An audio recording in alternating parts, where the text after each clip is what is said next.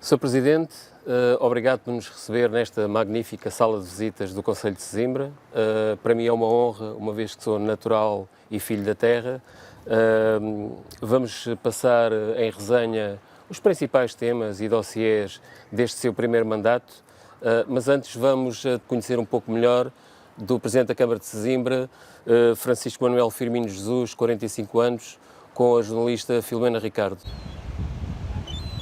Presidente, este local é um dos ex-libris de Sesimbra, não é? De facto, este é um dos nossos pontos de referência no Concelho de Sesimbra. Aliás, o Porto de Abrigo representa também o Porto de Sesimbra, o Porto de Pesca, o Porto de Abrigo, há várias denominações, mas representa sobretudo uma identidade que nós temos. A nossa história, a nossa cultura também foi criada muito em torno da economia do mar, particularmente da pesca. Eu é um facto que sou da freguesia mais rural, da freguesia do Castelo, sou do Zambojal, a minha família, parte dela é da aldeia de Meco, outra parte dela é da Maçã, portanto sou ali alguém com gênese mesmo da ruralidade, do Concelho de Sesimbra. Mas obviamente que aqui o Porto, eu já disse isto várias vezes, a centralidade da própria freguesia do Castelo é aqui a Vila de Sesimbra, mas grande parte dos fins de semana não consigo passar sem, nem que seja de carro, passar aqui no Porto de Abrigo, parar um pouquinho e pensar, desanuviar, por vezes até retirar os problemas que nós temos do cotidiano da nossa cabeça, do nosso pensamento. Venho aqui muitas vezes com o meu pequenino, a minha esposa, essa sim ainda tem uma relação afetiva muito maior ao Porto, à pesca, aos pescadores, é filha de pescador, é neta de pescador, portanto toda a família. Acabou por transmitir esse bichinho? Também. Eu acho que juntamos aqui, aliás, neste contexto familiar, temos aqui estas duas vertentes, a ruralidade da freguesia do Castelo e, obviamente, aqui o conceito mais identitário da pesca. Foi aqui na Junta de Freguesia do Castelo que começou a sua atividade autárquica. É verdade, com 27 anos a fazer 28, era um jovem, aliás, foi um repto lançado na altura, quer pela Felícia Costa, quer pelo Augusto Pólvora, uma equipa que se criou no quadro das eleições de 2005 e jovem, sem experiência nenhuma, diga-se passagem, nestas funções, mas foi uma experiência extremamente positiva. Acabámos por ganhar as eleições em 2005, o Augusto Pólvora como primeiro candidato para a Câmara e eu como primeiro candidato à freguesia do Castelo.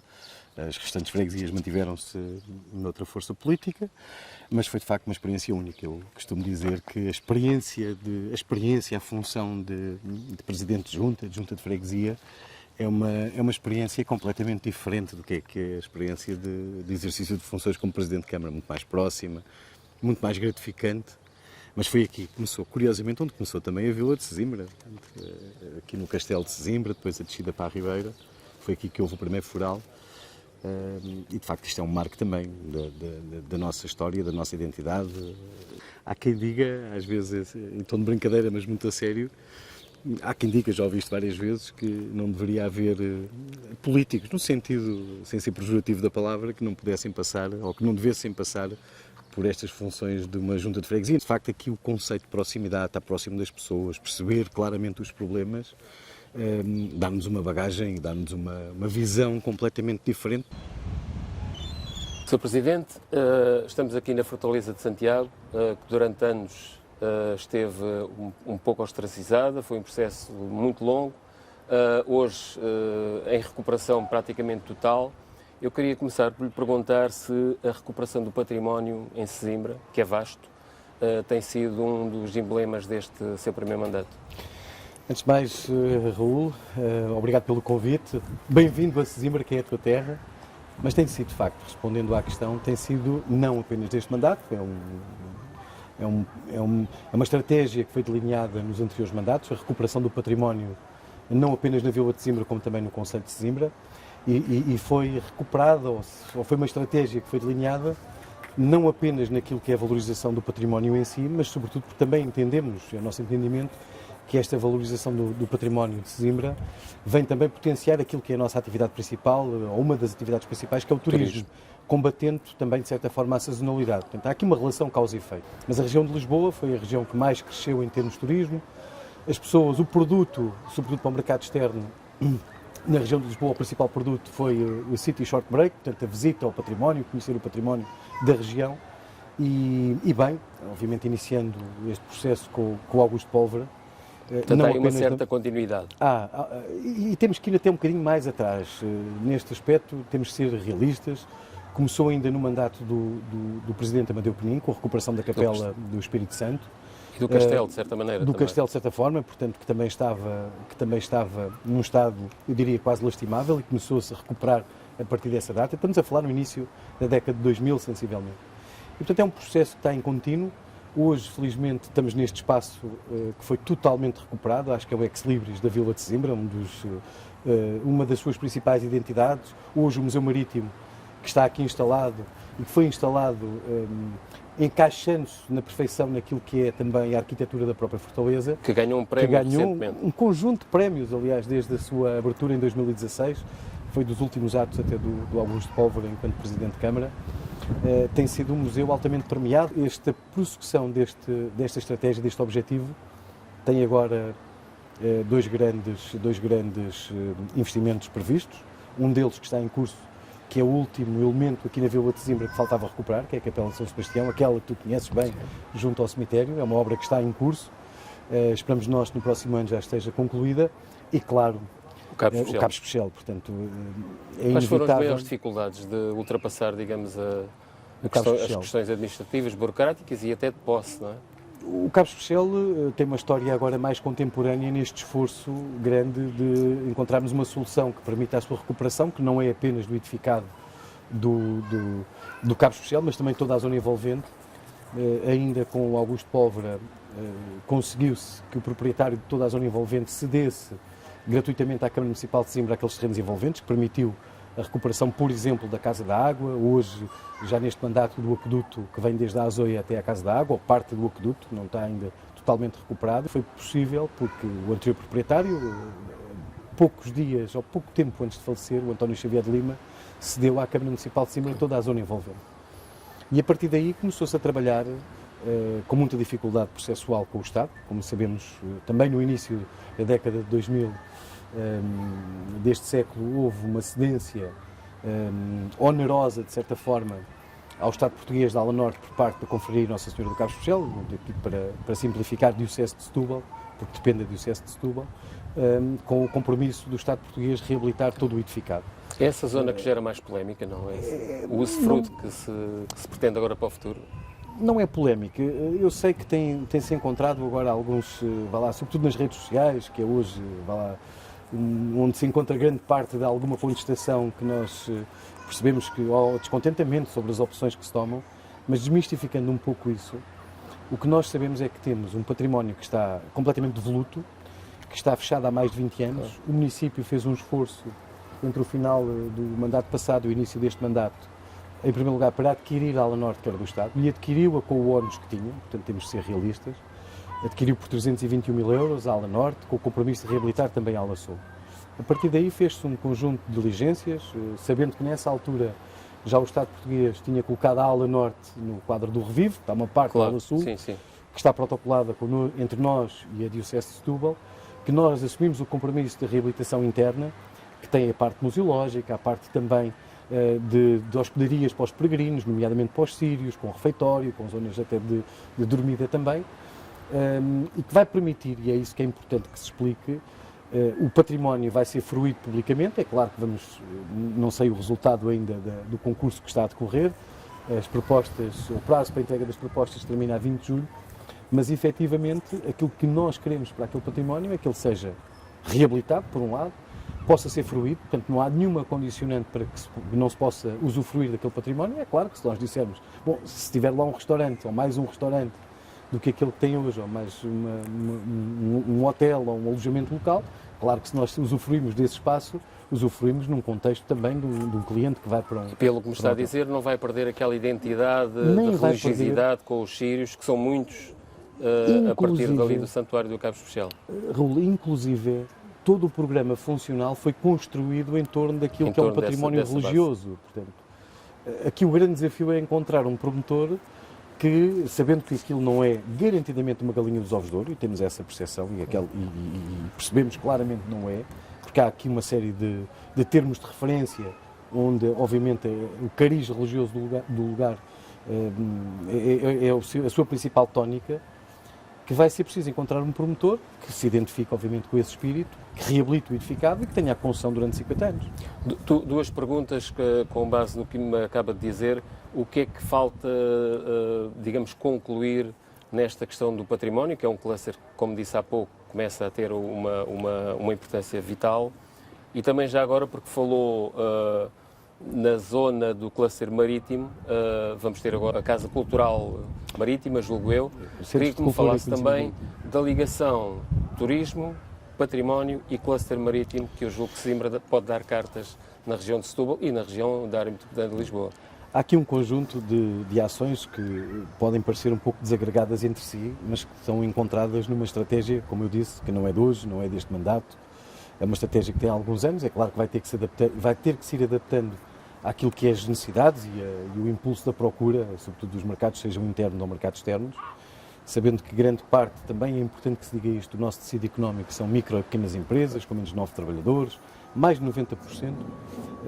Há aqui muitos empresários que criam emprego em torno desta dinâmica turística identitária de Sesimbra, mas aquilo que tem sido sempre a opção é Sesimbra e a sua emancipação turística deve ser feita de forma controlada, não esquecendo aqui também o papel fundamental deste espaço onde nós nos encontramos, que é a Rábida e o Parque Natural, sobretudo mantendo sempre que possível e o mais que possível a sua própria identidade, ou seja, quem procura Sesimbra não a procura em comparação com outro destino qualquer, procura porque é Sesimbra, porque tem estas características. Portanto, rejeita liminarmente algumas acusações das redes sociais e não só, de que Sesimbra pode estar a perder alguma identidade em função dos investimentos turísticos, que são muitos.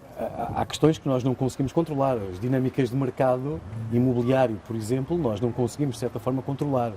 Aquilo que nós conseguimos colocar em prática é, do ponto de vista do município de Sesimbra, a estratégia, as opções políticas, os investimentos que se fazem, serem dirigidos exatamente para este conceito. Um território que tem aqui duas dimensões, se me permitires, distintas.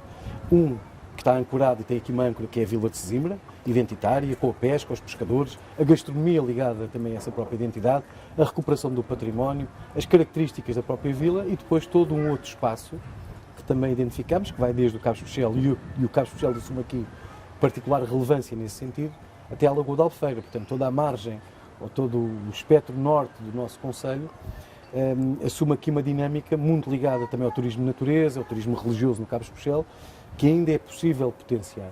E aquilo que tem sido feito vai nesta dupla função, portanto, garantir uma âncora em Sesimbra, permitindo, de certa forma, manter a sua identidade. O Centro de Cultura e Conhecimento Marítimo é, de facto, uma dessas âncoras, porque hoje também, quem nos visita, e isto é uma alteração relativamente a, se calhar, 2 décadas, sobretudo ao nível do turismo, hoje as pessoas, o turista, sobretudo do mercado externo, não procura um resort fechado em si próprio.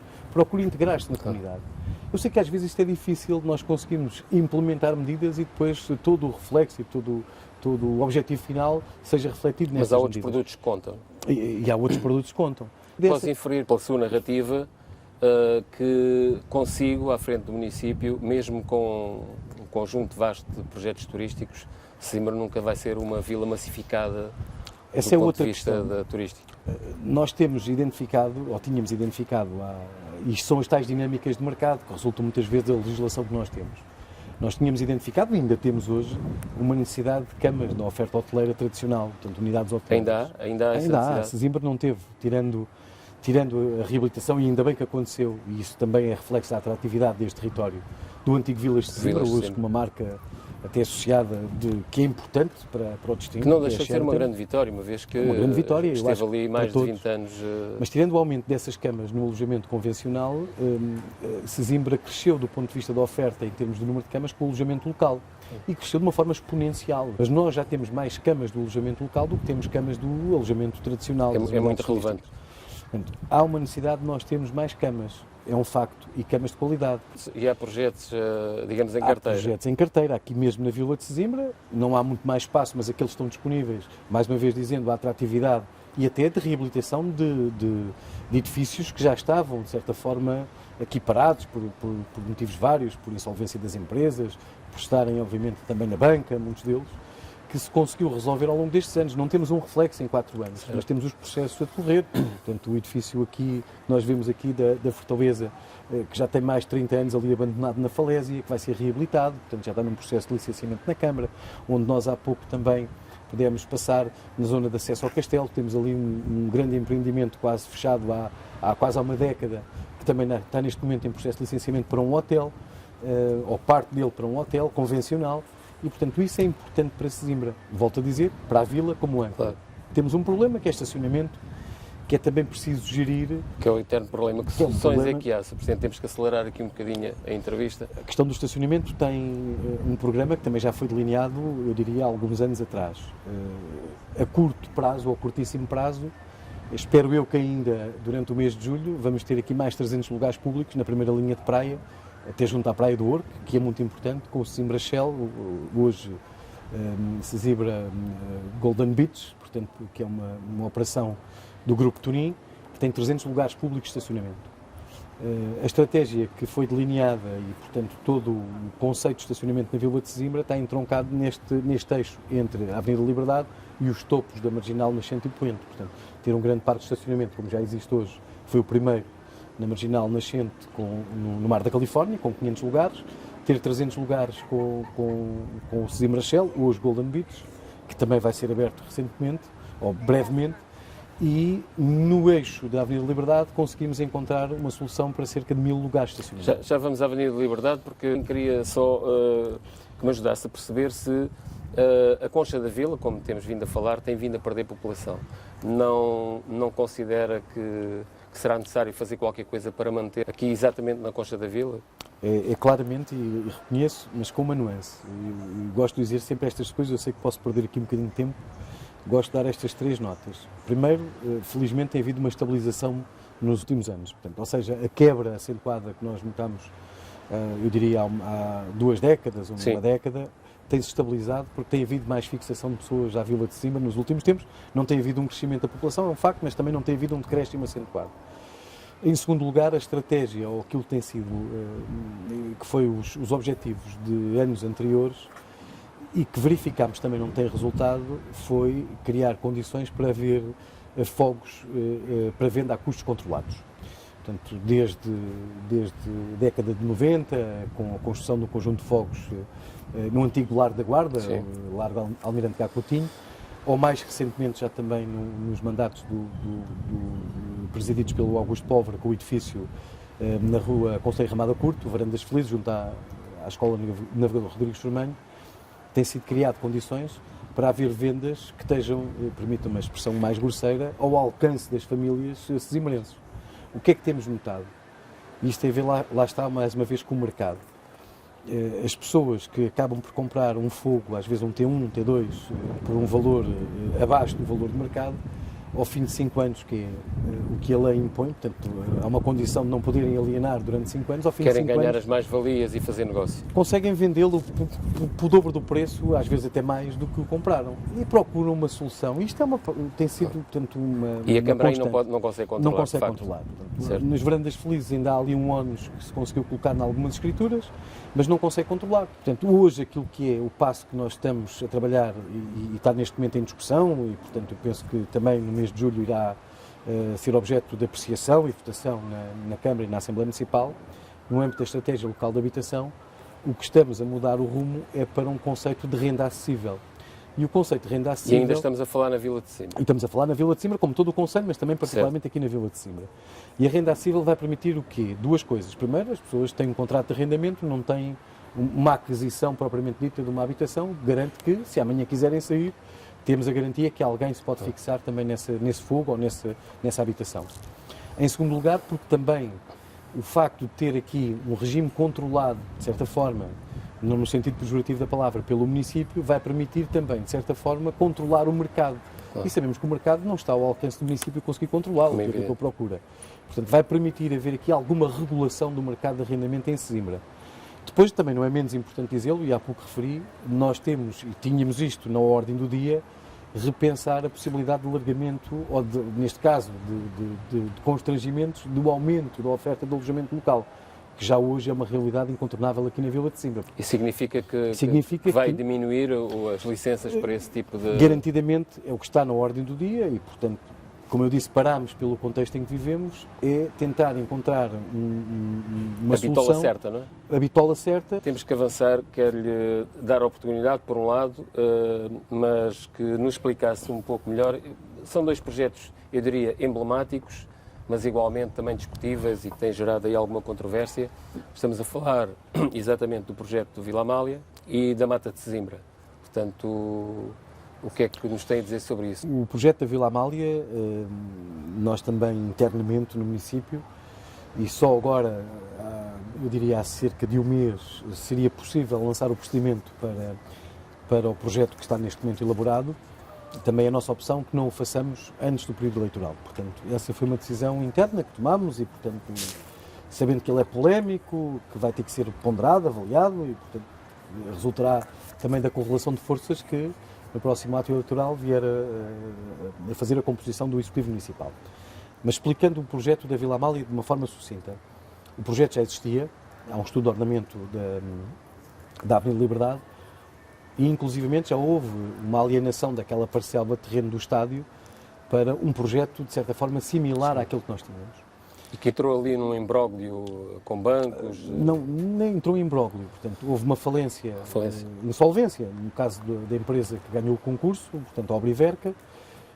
Há uma condição resolutiva, ou existia uma condição resolutiva no contrato, que era, se não fosse executado, reverteria para o município. O município teve já comigo, aliás, existia um processo judicial para reversão novamente dessa parcela para o município e nós conseguimos penso eu, janeiro de 2018, ainda um acordo bilateral com a Obriverca, antes da sua insolvência, no sentido de ter um contrato de estrado para passar aquele terreno para a posse novamente do município. Portanto, e aconteceu, desde janeiro de 2018, foi possível ao município repensar novamente o que é que pretendia fazer para o estádio e, obviamente, para aquele remate da Avenida da Liberdade. Sabendo que aquele remate e aquele terreno é o que está na posse do município. Portanto, o que confronta com o estádio, em frente ao estádio, são terrenos privados que estão também, neste momento, numa massa insolvente. Mas não há nenhuma conflitualidade com o plano diretor municipal? Não, não há, de todo. Portanto, sejamos claros, quer dizer, o município não faz aqui as coisas, os projetos são feitos com acompanhamento técnico. Não há nenhuma conflitualidade nem nenhuma irregularidade. O que há, e temos que ser claros, há uma dimensão de uma construção que pode ser, discutível. O que é que nós tentamos, ou qual é que é o objetivo daquela construção? Nós temos aqui uma série de problemas.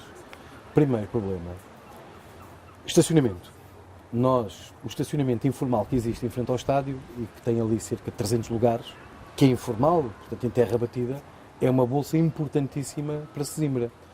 Ele é um terreno privado, que está numa massa insolvente, e que nós não sabemos se amanhã, a exemplo do acordo que tínhamos com o anterior proprietário, e hoje não temos, portanto ele é usado informalmente, se o novo proprietário ou a massa insolvente pretende manter lá aquele estacionamento. Claro.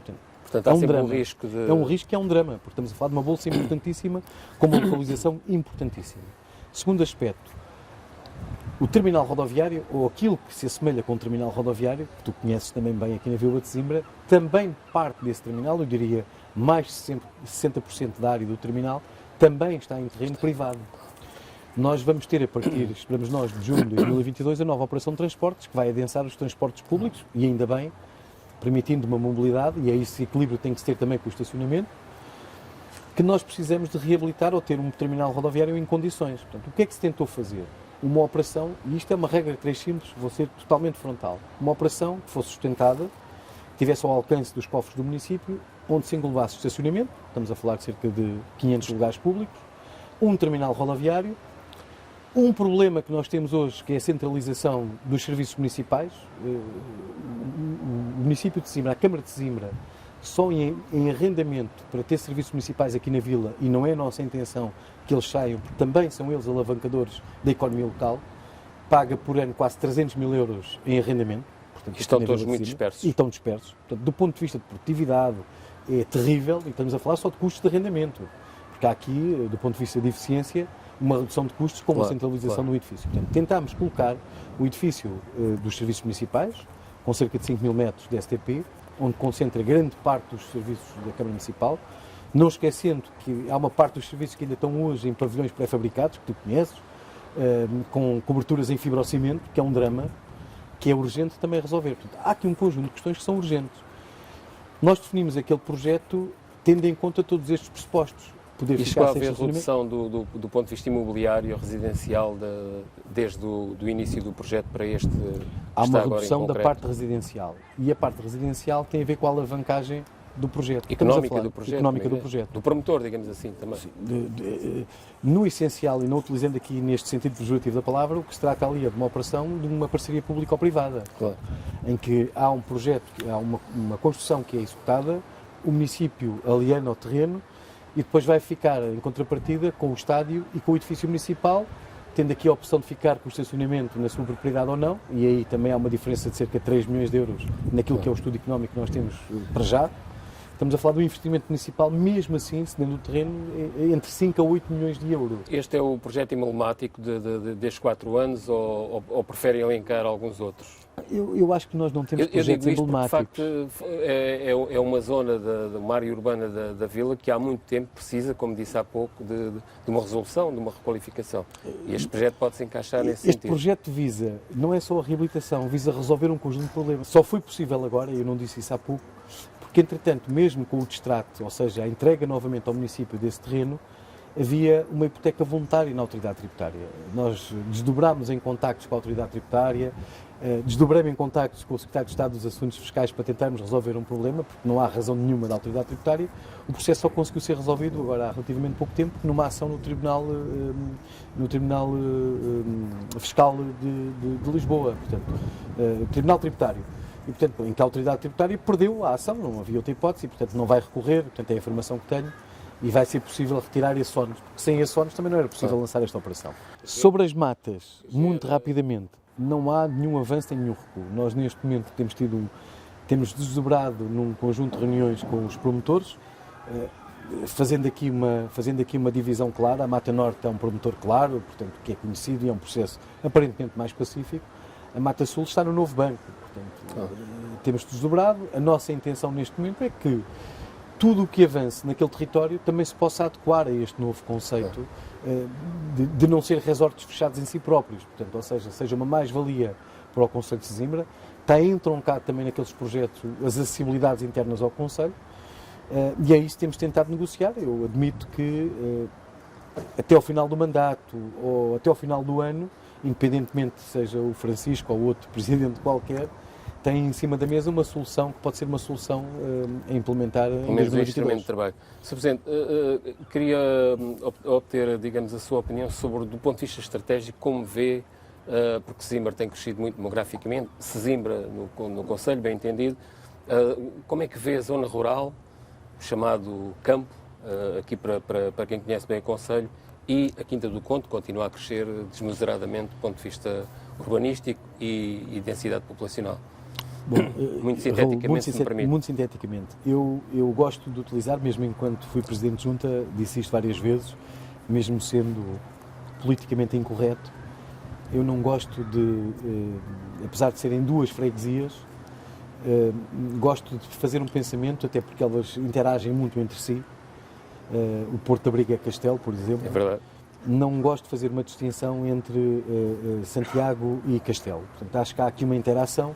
É claro que são duas freguesias distintas, mas a identidade, e tem um cariz turístico, quer uma quer outra, tem um cariz muito próprio, uma identidade muito própria, mas hoje as pessoas de Sesimbra estão no Castelo, as pessoas do Castelo estão em Sesimbra. A centralidade da freguesia do Castelo não deixa de ser também a vila de Sesimbra. E, portanto, há um pensamento aqui comum, como eu disse, aqui com duas âncoras, a margem ao a nossa costa norte e, obviamente, aqui a âncora da vila de Sesimbra. E, portanto, toda a dinâmica se concentra dentro destas duas âncoras, em termos, sobretudo, daquilo que é a estratégia de desenvolvimento do próprio Concelho. Acho, por exemplo, que a Quinta do Conde já está mais identificada com o resto do Concelho. Temos ganho essa batalha? É um trabalho que tem sido feito. Há aqui dois caminhos que se percorrem em paralelo e em simultâneo, um mais visível e um menos visível. A Quinta do Conde também tem estabilizado. O crescimento agora nos últimos anos não tem sido tão exponencial como foi nas últimas 2 décadas e nos 2 últimos censos, particularmente. Mas a Quinta do Conde ganhou uma dinâmica própria. É uma freguesia que existe grandes movimentos pendulares com a margem norte, está numa centralidade da Península de Setúbal, as pessoas precisam de se apropriarem desse território. Se me confessar, ou se for sincero, ainda existe hoje um grande distanciamento de coesão entre o Conselho e a sede do Conselho e a Quinta do Conde. Como é que isso se resolve, por exemplo? Que é preciso criar coesão. Portanto, hoje as pessoas Mas tem havido precisam... essa preocupação? Tem havido. Por isso é que eu disse que estamos a falar em dois caminhos, duas estradas, uma que é preciso criar condições para uma freguesia onde as pessoas...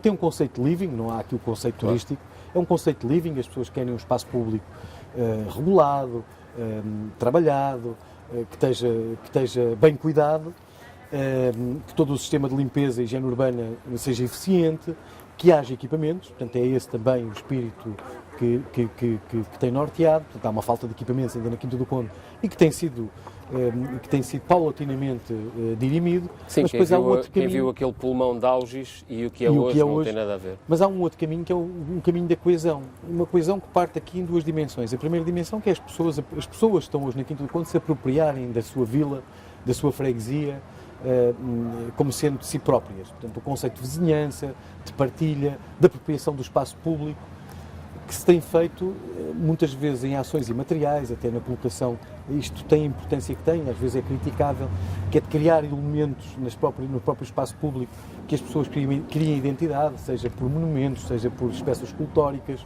seja por a reabilitação do espaço público, e por outro lado um sentimento mais lato, que é da coesão com a Vila de Sesimbra, portanto com a sede do Conselho e com todo o território. Mais importante dizermos que somos pechitos, e ainda bem que há essa identidade, ou camponeses e quintacondenses mais contemporaneamente, é preciso que todos tenhamos esta coesão de sermos sesimbrenses, claro, do Conselho de Sesimbra. E esse trabalho tem sido feito e eu acho que temos sido bem-sucedidos. Hoje as pessoas da Quinta do Conde têm orgulho, claro, em pertencer a Sesimbra. Os sesimbrenses têm orgulho de ser sesimbrenses.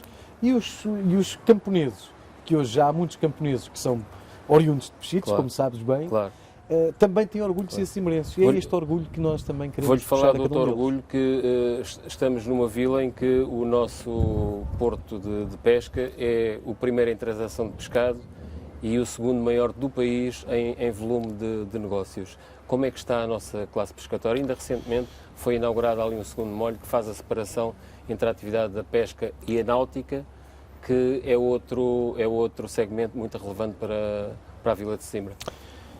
Há velhos problemas que ainda não se conseguiram resolver, portanto, e os velhos problemas e aqueles que têm a ver mais com a identidade, com uma atividade que ainda hoje é importante, até do ponto de vista do resto das atividades, particularmente a turística, que é o papel do pescador. Esse continua ainda muito longe de ser valorizado e não é um problema de Sesimbra, é um problema nacional. Cada vez há mais dificuldade de jovens irem para a pesca, sobretudo num contexto em que há menos desemprego, que há uma valorização económica de outros setores. E é um problema que ainda continua por resolver. Portanto, o valor da primeira venda face àquilo que é o preço de mercado. Portanto, tudo isso são velhos problemas que ainda hoje não se encontram soluções. Por exemplo, no seu programa, desculpe interrompê-lo, no seu programa eleitoral para a próxima campanha, a classe pescatória ou a pesca, bem entendido, vai ter sempre teve algumas palavras, alguns parágrafos? Raul, sempre teve para nós, e isto não tem a ver especificamente com sermos autarcas de Sesimbra, a pesca e o setor primário, até para a minha força política, são fundamentais para a emancipação daquilo que é o setor produtivo nacional, e a pesca não foge à regra. Houve aqui alguma transformação, e não é menos importante dizê-lo, que a grande emancipação, por exemplo, da Artesanal Pesca como organização de produtores, que é muito importante, permitiu nós termos aqui essa alavancagem. O Porto de Sesimbra é hoje o principal porto de pesca do país. E eu tenho que dizer isto também, muitas vezes nós assinamos todos, a nível nacional, das bandeiras da economia do mar e particularmente a importância da pesca, e temos uma questão muito recente que tem a ver com uma questão fundamental, que era a construção da variante. A construção da variante não era só nós permitirmos escoar mais rapidamente, com acesso às principais vias de comunicação, aquilo que é o produto do Porto de Sesimbra. Como é que está esse processo? Tinha aqui uma importância fundamental porque permite nós expandirmos a seco aquilo que podem ser operações relacionadas com o Porto de Sesimbra. Tinha ou vai ter? Não, tinha. Isso parece uma palavra de desistência. Não, desistência não é, garantidamente, mas tínhamos aqui uma oportunidade de ouro, que era o PRR. Porquê? Porque os instrumentos financeiros, nomeadamente ao nível da União Europeia, não têm financiamento para a construção de vias de comunicação. Claro. E o PRR tem-no, inclusivamente para áreas que são áreas empresariais, para áreas de negócio, para áreas industriais. E nós discutimos isto várias vezes com o Ministro das Infraestruturas julgamos que havia ali uma sensibilidade para o Porto de Sesimbra e para a construção. Apresentámos até soluções faseadas, manifestámos a nossa disponibilidade para sermos nós a gerir inclusivamente a construção desta variante, ou pelo menos em uma primeira parte da variante. E ficou de fora. Ficou de fora. Mas vamos continuar a batalhar por ela. Portanto, não vamos esquecer e vamos continuar a batalhar por ela. Vai continuar a ser uma reivindicação porque é fundamental. É fundamental para a Vila de Sesimbra. Hoje o Porto já tem uma dificuldade imensa em conseguir gerir toda a sua dinâmica. A pesca, obviamente, como setor principal, primordial, e fundamental para a Vila de Sesimbra, nos vários outros setores económicos, mas também temos a náutica de recreio, o mergulho, as marítimo-turísticas, que hoje deram um salto que estão a crescer bastante. que estão a crescer, que também são importantes do ponto de vista turístico. Temos conseguido, de certa forma, e tenho que o dizer com muita frontalidade, porque tem a ver mais com as pessoas do que propriamente com as entidades, um bom trabalho de conjunto com a DOCA Pesca, com a APSS, com as associações representativas dos setores da pesca, com a Artesanal Pesca, de conseguir resolver problemas de gestão do Porto, e não é uma responsabilidade da Câmara Municipal, é uma responsabilidade de todos e tem sido um trabalho partilhado, mas de facto as questões de fundo macro ainda não conseguimos lá chegar e, portanto, a variante é aqui fundamental. Portanto, para a emancipação temos mesmo que concluir, vão ficar aqui uma série de questões que eu gostava de ter abordado nesta entrevista, mas não vai ser possível. Queria só fazer um ponto de situação, ou que me ajudasse a fazer um ponto de situação em relação a uma das reivindicações mais antigas desta nossa zona do Distrito de Setúbal, que tem a ver com o Hospital do Seixal. Tem algum conhecimento de como é que está esse projeto? E já agora aproveitando, como estamos em festa entrevista, para nos falar desta, eu diria quase que amargura, depois de tanto esforço, tanto sacrifício, seu, das autoridades públicas, da população, podemos dizer, este recuo que tem trazido, infelizmente, Sesimbra para a primeira página. Respondendo à questão do Hospital do Seixal, a informação que nós temos neste momento é que o processo está em tribunal, o processo do projeto de execução foi objeto de uma contestação por parte de um dos concorrentes. É um processo que está em tribunal, a informação que temos da ARS. A expectativa neste momento é que seria boa no sentido de encontrarmos uma luz ao fundo do túnel para a construção do hospital, que neste momento é um hospital de proximidade.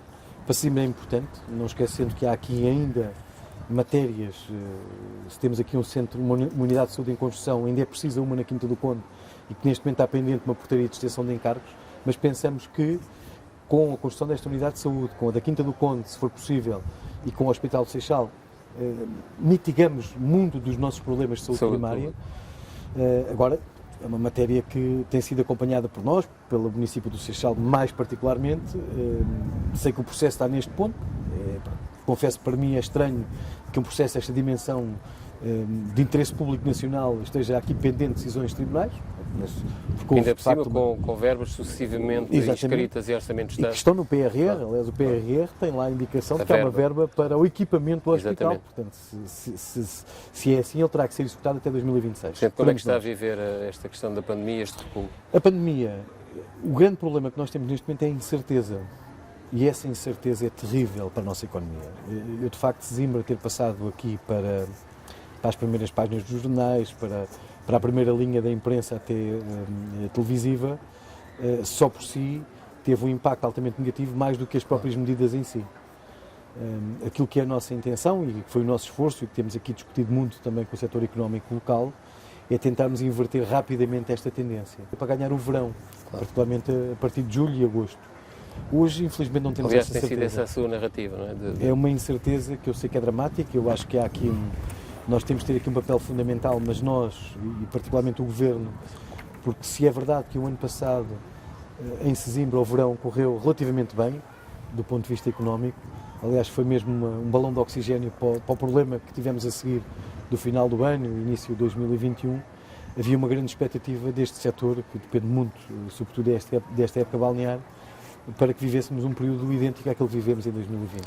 E a incerteza neste momento é nosso grande inimigo. Para terminarmos, queria que me confirmasse ou não se continua a ser, há muita gente que diz que o Sr. Presidente é Francisco Jesus, foi e é o Delfim de Augusto Povera, o seu antecessor, que infelizmente já não está entre nós. e que era um presidente acarinhado também aqui na Vila de Sesimbra. Sente-se assim como um Delfim? Ponto 1. Ponto 2, quais são uma vez que já é recandidato, quais são as expectativas para o próximo mandato? Bom, peço-lhe mesmo um poder de síntese grande. Eu não...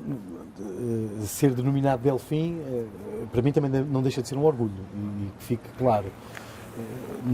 Tive a oportunidade de fazer este trajeto quase em simultâneo com o Augusto Póvoa, eu na Junta de Freguesia, o Augusto Póvoa na Câmara Municipal, portanto, eleitos no mesmo ano, 2005, num projeto que é um projeto coletivo, portanto, não é do Francisco Jesus, não é do Augusto Póvoa, é de toda uma equipa, que tem aqui claramente um fio condutor e uma continuidade, portanto, não estamos a trabalhar, o nosso horizonte não é um horizonte de 4 anos, tive o privilégio de iniciar este mandato, que seria à partida, e sem saber o que iria acontecer com esta pandemia, à partida sabendo que seria um mandato de certa forma exigente e dificílimo face àquilo que foram os projetos que o mandato passado e com o Augusto Póvoa aqui deixaram, com financiamento garantido, com acordos com a Administração Central para a concretização de velhos anseios da população, e é isso que nós também queremos deixar no futuro. Sinto-me lisonjeado por esse... Por o considerarem assim. Por considerarem assim, porque eu acho que toda a gente tem um grande apreço. Eu não posso fazer uma comparação com o Augusto Póvoa, porque eu tenho que o dizer com toda a franqueza. O Augusto Póvoa, para além de ser um presidente que eu acho que toda a gente lhe reconhecia o mérito, independentemente de concordarem ou não com ele, tinha uma vantagem que eu não tenho. Era o melhor técnico do ponto de vista do ordenamento do território que o município de Sesimbra tinha, e de urbanismo. Eu não tenho essa característica, não é a minha área. Mas ganham muita experiência enquanto presidente da Junta de Freguesia e da partilhamos muito. Aliás, e disse isto há 4 anos, fui candidato muito pelo esforço que o Augusto Póvoa ainda fez para eu ser candidato, até comigo pessoalmente. E é isso que queremos continuar, é continuar este trajeto, a continuidade desta visão estratégica para o Concelho de Sesimbra. Nós neste momento estamos em revisão do PDM. Penso que o PDM que nós vamos ter e que terá que estar concluído e publicado em 2022 e já foi apresentado a todas as forças políticas em sede da Assembleia Municipal, é mais do que um instrumento de ordenamento do território, não é de todo um instrumento de ordenamento do território, até porque nós somos pulverizados com planos supramunicipais que nos deixam pouca margem de manobra, claro, para gerir aquilo que é o território e o ordenamento. É um plano estratégico para o Concelho de Sesimbra. E é um plano estratégico que foi pensado, e isto também é importante que seja dito, que foi pensado também em linha com a estratégia metropolitana, com os fundos comunitários, porque não adianta nós dizermos que gostaríamos de fazer determinado investimento em Sesimbra, sabendo que depois não há condições materiais para o fazer. Temos que manter uma linha de coesão com aquilo que são os instrumentos financeiros. Temos aqui o problema da NUTS, a saúde da NUTS, mas já não vamos ter tempo de falar sobre isso. E daria pano para mangas ainda. Exatamente. Sr. Presidente, mas esta estratégia, para terminar, Raul, esta estratégia, e eu tenho que o dizer também, vai ser aquilo que é o corpo também do programa eleitoral que nós temos. Não podia ser de outra forma. Portanto, nós temos um programa eleitoral que se concretiza depois porque fomos eleitos, e maioritariamente eleitos, e obviamente esse PDM, essa estratégia municipal, também irá ser o reflexo do nosso programa eleitoral. Portanto, não há aqui uma diferença, e isso foi aquele que as pessoas maioritariamente confiaram, é aquele que maioritariamente nós também colocamos em prática, ouvindo todos, como é normal. Muito obrigado por esta entrevista e espero muito sinceramente que saiamos rapidamente da crise sanitária que está a afetar não só Sesimbra, não particularmente Sesimbra, mas da nossa região e do país. Muito obrigado. Muito obrigado, sem mais também.